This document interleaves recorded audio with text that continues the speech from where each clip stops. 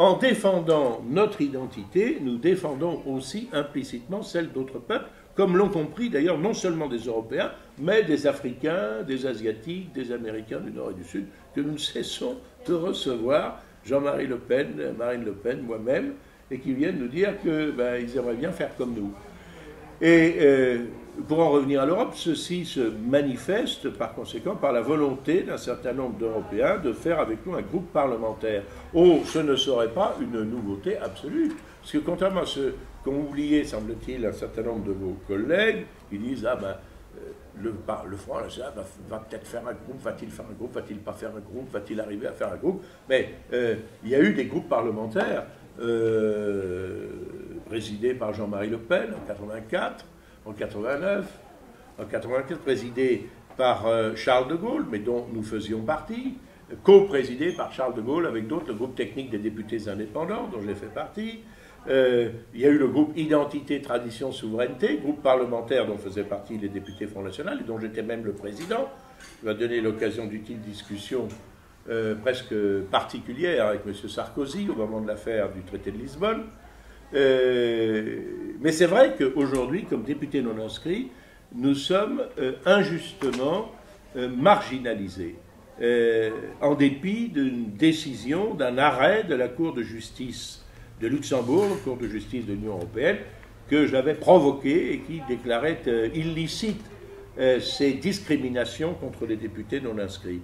Alors c'est ainsi qu'il y a un certain nombre de bruits qui courent à partir d'un site, pas de 36, un site sponsorisé par M. Soros, s'appelle VoteWatch, quelque chose comme ça, qui est repris en chœur par un certain nombre de gens qui ne connaissent pas la situation, qui ne connaissent pas les règles, qui ne connaissent pas le Parlement européen. Par exemple, ils disent « Ah ben oui, mais les députés du Front National n'ont pas fait grand-chose ». Les trois députés du Front National, Le Pen, Père et Fille et votre serviteur, ont été des députés remarquablement actifs et présents.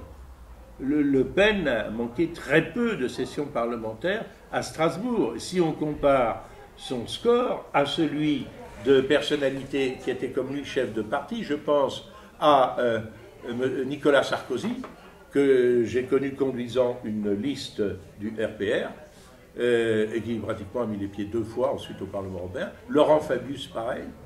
Je demande si on doit pouvoir retrouver tout ça. Il faut dire que lui, alors c'est encore mieux, il a cumulé pendant des mois la fonction de député européen avec celle de président de l'Assemblée nationale. Je peux vous dire qu'il ne mettait pas beaucoup les pieds à Strasbourg.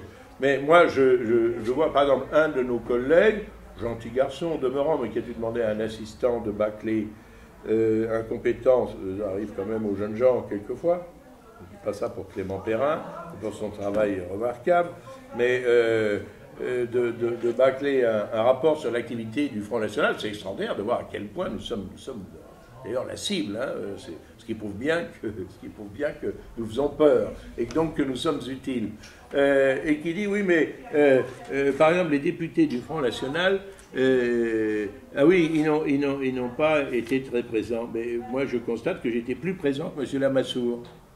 Bon, c'est facile, d'ailleurs, ça se situe dans des tranches tout à fait honorables, autour de 85%, 88% de présence, quelque chose comme ça. Les interventions, M. Lamassoure, c'est facile, il faut aller sur le site du Parlement européen, pas sur le site du Front National, sur le site du Parlement européen, c'est vérifiable ce que je vous dis. Vous pouvez être sûr de ne pas craindre quelques démentis que ce soit. Je parle des interventions, pas de dire, Monsieur le Président, ce que je peux sortir pour aller faire pipi. Je parle des interventions, sur un débat qui est organisé sur un sujet donné, qui sont les orateurs des groupes. M. Lamassoure est intervenu 47 fois, autant que Marine Le Pen. Bon, très bien. Marine Le Pen avait d'autres activités que M. Lamassoure, notamment quand elle était candidate à la présidentielle. Mais moi, voyez-vous, je suis intervenu, il faut dire que je suis un des plus actifs, un peu à Stakhanovic, je suis intervenu 360 fois. Alors je peux m'aligner avec M. Lamassoure et répondre à ses critiques. Alors on dit, oui, mais les députés du Front National, ils n'ont pas fait d'amendement. Et oui, pardi. S'il faut ouvrir simplement le règlement de l'Assemblée nationale, le dépôt d'amendements en séance plénière, il est réservé aux groupes parlementaires. Quand nous avions un groupe parlementaire, on faisait des amendements. Comme on va avoir un groupe parlementaire, on va refaire des amendements, qui seront évidemment refusés si nous sommes dans la minorité, mais quand même. Et comme nous ne pouvions pas faire d'amendement, nous n'avons pas fait d'amendement. Voilà, bon, ça c'est sûr. Et je pourrais multiplier les exemples. On dit que vos votes ont été incohérents. Par exemple, je vous en prendrai simplement un exemple. Par exemple, la directive détachement des travailleurs. On dit comment? Mais il y a une directive qui prétendait régir un peu, réglementer le détachement de travailleurs européens dans un pays de l'Union, et vous ne l'avez pas voté. C'est complètement incohérent, alors que vous êtes contre ce détachement des travailleurs, cette espèce de dumping social qui se passe à travers toute l'Europe. Oui, parfaitement. D'abord parce que ce n'était pas le principe, c'était les mesures d'application. Il y avait un certain nombre de bonnes choses dans ces mesures d'application qui tendaient quand même à restreindre un petit peu le dumping social. Ça nous aurait porté à voter pour. Mais d'un autre côté, nous sommes hostiles au principe de cette directive qui permet, par exemple, à des Roumains, des Bulgares, des Polonais de venir travailler en France, malgré tout, en emportant dans leur sac à dos leur système de protection sociale 3 fois moins cher que le nôtre, et qui constitue, évidemment, pour nos ouvriers, pour nos artisans, une concurrence déloyale. Donc, ceci nous aurait porté à voter contre. Comme il y avait des éléments qui étaient pour, des éléments qui étaient contre, nous nous sommes exceptionnellement abstenus sur ce texte. Voilà, supposition parfaitement cohérente que nous n'avons aucun problème pour justifier de façon cohérente. Puis alors, là où M. Lamassoure débloque un peu, c'est quand il dit oui, mais on a rétabli Sarkozy a rétabli le référendum, a-t-il dit en débat, pour empêcher l'adhésion de nouveaux membres. C'est le contraire. C'est Chirac qui avait introduit l'obligation du référendum pour introduire de nouveaux membres dans l'Union, de consulter les Français par référendum, et c'est Sarkozy qui, par une révision constitutionnelle à la sauvette, l'a fait supprimer. Voilà, tout ça est vérifiable.